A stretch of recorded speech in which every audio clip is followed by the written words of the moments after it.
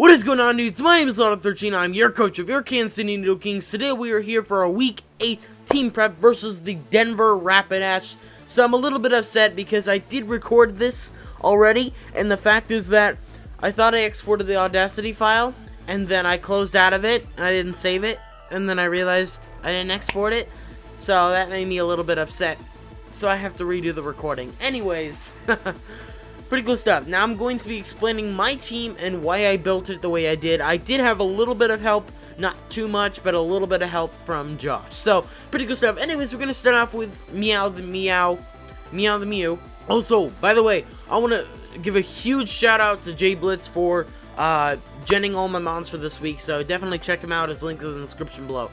Anyways, pretty cool stuff. So, Meow here, as you see, we are running a bold nature with leftovers. I'm trying to make this thing pretty bulky, and that was the whole point. As you see, it's running a very, very weird EV spread, but we'll get to that. So, starting off, Stealth Rocks are a very, very nice addition to the team, just because since I'll be able to get up all of my rocks and, you know, Pokemon swapping in and out, it'll be all good because they will take some decent damage swap in and out, because a couple of his Pokemon take 25%, no one takes any more than that, but nothing want to keep swapping in and in if we have rocks. And I believe Skarmory and Staraptor can get defog, so maybe one of them might have defog, but that's okay because we've got plenty of Pokemon to counter them, so pretty good stuff. As you see, Sludge Wave are running just for that Sylveon pretty much, because it's a very strong poison type move. It'll hit pretty much, it'll hit most of his team for pretty good damage. It'll hit everything but that Skarmory, not Staraptor, Bronzong, and Golurk. It'll hit everything but them for some decent damage, so that's pretty cool stuff. Ice Beam is for Pokemon like the Goodra or the Golurk, because the Golurk is kind of a problem. I suppose for Mew it's kind of a problem, but you know, that's all good. Goodra, Staraptor, and Golurk takes super effective damage from it, so very nice stuff. And then Surf, because it's a pretty powerful water type move, it'll hit Pokemon like the Golurk and the Staraptor for, or not Staraptor, why did I say Staraptor? I looked at Arcanine and it said Staraptor, but it'll also hit the Arcanine for super effective damage. So, pretty cool stuff. And, yeah, we're running a very, very weird set. Max HP because I want to be able to bulk some stuff out. Running a Bold Nature with only 68 in defense, just so I can live a little bit more, because he's got most of his Pokemon that are on his team are physical attackers, so I want to be prepped for that. Special attack I have 68 in just because I want to be able to live, or not live, I want to be able to dish out as much damage as possible. And then 120 in special defense because I do have more overall in physical defense because of that bold nature, so I decided to put more in special defense just so I can live, you know, a special hit if something has a special dark type move. I don't know what would. Maybe Goodra can learn Dark Pulse or something like that. I know Sylveon can learn Shadow Ball, but pretty cool stuff. So, that is why we're running what we are in Meow. So next we're running Perdra, who's coming to, I believe, his third match, maybe? I don't remember. He's been to every match, actually, since I swapped him for Tyrantrum. So, pretty cool stuff. Anyways, Perdra here, we're running a Critdra. This is the first time I've ran a Critdra, obviously, in the DBL, and it's the first time I've done a physical Critdra as well.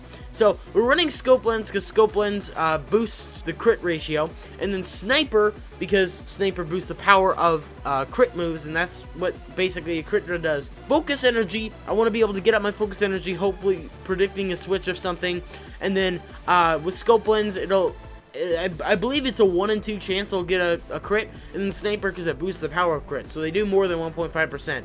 I think they do up to two times. We can actually check right here because Smogon is cool. So if the Pokemon strikes to the crit, damage is multiplied by 1.5. Multiply 1.5 times 5, and then you add that to it. So that's 2.25. So it's actually really good. That's a lot better than I thought it was. So pretty cool stuff. Waterfall and Outrage because they're really powerful stab water and dragon type moves because of the stab types of Perdra. And then Iron Head mainly for that Sylveon, just so we can hit that thing hard, and pretty cool stuff. So I didn't actually know I got Iron Head, which is pretty cool stuff. That's a good addition to its moveset to counter the fairies. Kingdra is such a good Pokemon. It has such a crap move pool. So anyways, as you see, we're running 212 in HP, 96 in attack with Adamant Nature. The Adamant Nature is obviously so I can hit harder, and I didn't put as much as I'd like to in attack, but I wanted to put equal amount in defenses because he's got a bunch of bulky Pokemon. I'm not looking to outspeed anything with the Kingdra, so that is the whole reason I decided to boost his defenses a good amount. And then, yeah, so pretty cool stuff. That is why I decided to do that. And then the Animate Nature gives him a lot of attack power, so that's, I think I already said that, but anyways. So, Mirror B, the Bouffalon, is our next Pokemon. So, actually, on the cartridge version of Mirror B, J-Blitz put an extra R in Mirror, so it's kind of funny. So, we're running another Assault Vest Bouffalon, running Reckless, obviously, because that's like my favorite ability run on this thing, and we have two moves on it that will get boosted because of Reckless. So, Wild Charge, I put on there because I know Pokemon like that Skarmory would like to swap in on me, or maybe even the Bronzong would like to take the head charge or something like that, or I don't know what else, but would like to take the head charge because head charge is a normal type move. So wild charges for the Pokemon like that, especially like the Staraptor. Staraptor will get wrecked by head charge anyway, so even if it switches in, it's just gonna get absolutely destroyed by this thing. But Earthquake is on there for, obviously, if the Bronzong is running either Heat Proof or Heavy Metal, I'll be able to hit it with the Earthquake and do a fairly good amount of damage. Arcanine also takes super effective damage from that. Nothing else does. Galvantula is hit for neutral, as I believe everything else is that can be touched by Earthquake. So pretty cool stuff. And then Poison Jab is really mainly for the Sylveon. I just put it on there because we really didn't know what else I should put on there.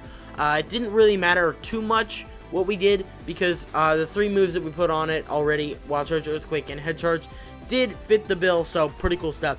And as you see, we're running Max Attack with an Adamant Nature, 220 in HP, and 36 in Defense, so pretty cool stuff. Just so obviously I can bulk out and do a shoot ton of damage to everything he wants to send in. So that is why we're running what we are on Mirror B. And obviously, EV's in defense instead of special defense because of the Assault Vest. So, pretty cool stuff. Anyways, we're moving on to our Mega Pinsir Ravager, who is holding, I believe, the number 8 spot in the MVP, the MVP race, because of how many knockouts he has. So that's pretty cool stuff. You should definitely check out the spreadsheet that is linked in the DBL's bio on Twitter. If you want to go check that out, the DBL Twitter is in the description below. But you should go check out the spreadsheet so you can see everything about all the teams and all that. So pretty cool stuff. Anyways, we are running a Mega Pinsir, freaking Mega Pinsir. I don't know why I said Max Pinsir. We have our Mega Pinsir running Thrash, Swords Dance, Quick Attack, and Knock Off. So Swords Dance is obviously so I can boost up my attack, but I predict the switch or something like that. Thrash because it does a crap ton of damage to everything. If I get up Swords Dance, it'll still do a lot to that Skarmory and the Bronzong. So that is really, really nice. Nothing else wants to come in and take a hit from this thing, really, besides those two. And even still, the Bronzong will not want to take a knockoff from a +2 Pinsir, especially if it's holding an item. It'll probably be holding, like, Rocky Helmet, I assume, for this thing.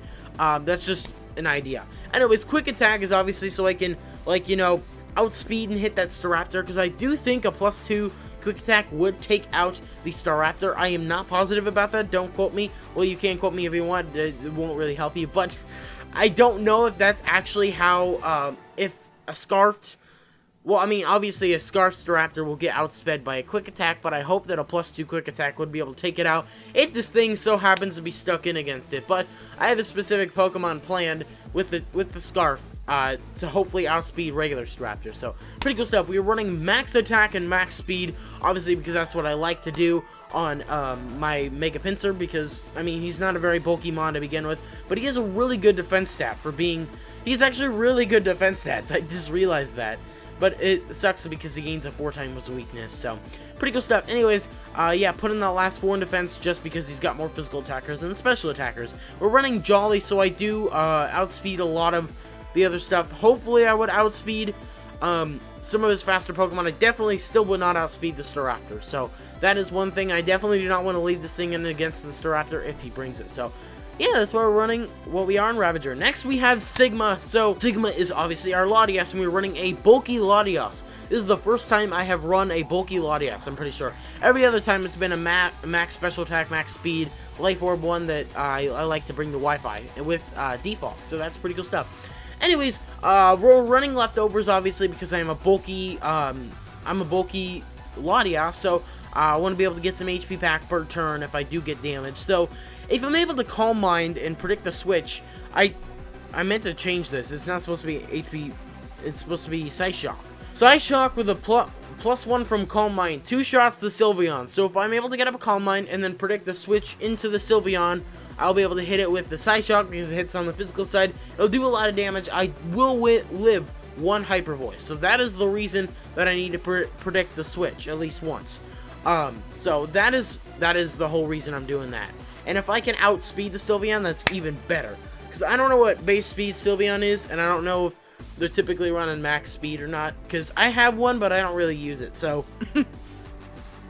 Anyways, yes, Dragon Pulse, because it's a powerful stab move for Melodios, and it's very, very nice. It'll hit Pokemon. It'll hit the Goodra for super effective damage. Obviously, that Sylveon will be perfectly fine against it.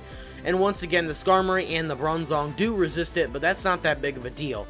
Psyshock is obviously, because it's a powerful Psychic-type move, it hits on the physical side for a couple of the Pokemon, especially Sylveon, who are very specially based. And then Thunderbolt, because Thunderbolt's a very, very nice move to have. I mean, it'll hit the Manaphy for super effective damage. I'll be able to hit the Bronzong or something like that if he does swap in the Bronzong, because I'm not really too afraid of Bronzong, since I'm not running a lot of speed, even though I still have a very, very high base speed. Gyro Ball will still probably do a decent amount of damage, but maybe it won't because of my EVs. Anyways, pretty cool stuff. So now we're going to move into the EVs. As you see, I'm running max HP, max defense. As I said earlier, he's got a lot of physical attackers on his team that I really want to be wary of. Yeah, I'm running the max HP, max physical defense, so I can take a few physical hits, hopefully. And then I'm running the last 4 in special attack, just so I can hit that a little bit harder.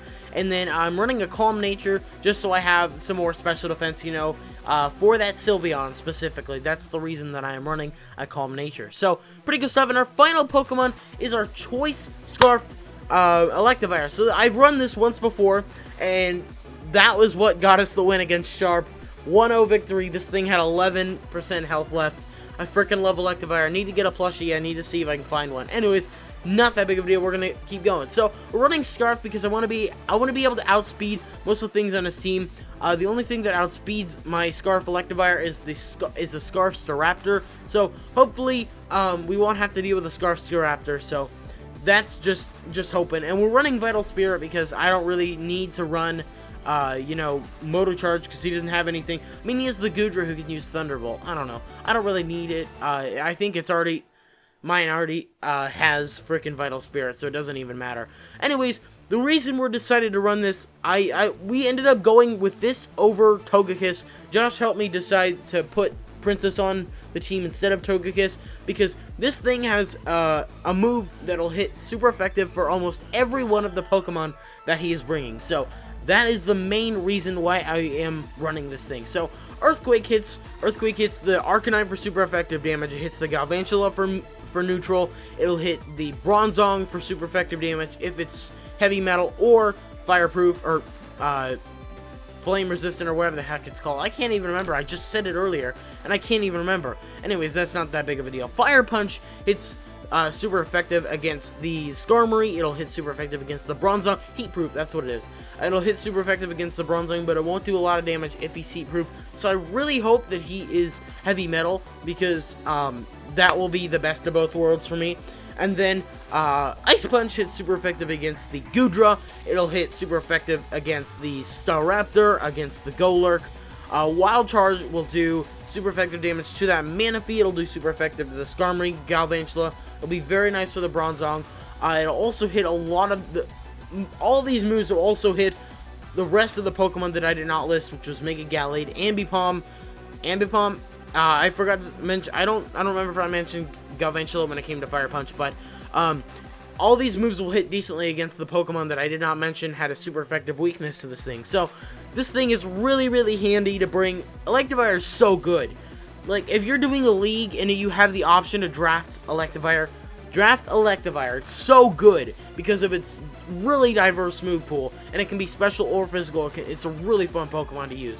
Definitely pick it up. Anyways, we're running max attack and max speed with a Jolly Nature, so I can outspeed hopefully the Staraptor. That's my goal, is to outspeed the Staraptor. So anyways, guys, that it'll get revenge killed by that Sylveon if I'm not careful. But anyways, guys, that is gonna be our team for the Denver Rapidash. I'm super nervous for the battle. They are 2-5.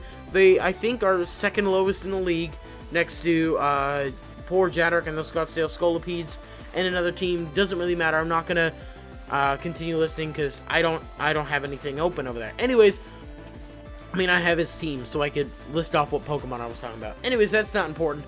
I really hope you guys enjoyed this team builder. If you did, a like, so it's appreciated. Definitely, if you want to pick up Kansas City Nidokings merch, link is in the description below, as always. And Jay Blitz's channel will be in the description, because he generated the mons for this week, which I really appreciate. Heavy Metal, if he has a YouTube channel, his link will be in the description below as well, and as well as the DBL Twitter. So thank you all so much for watching. Hope you enjoyed. If you did, a like, so it's appreciated. And yeah, thank you all so much for watching. And let's go Nidokings!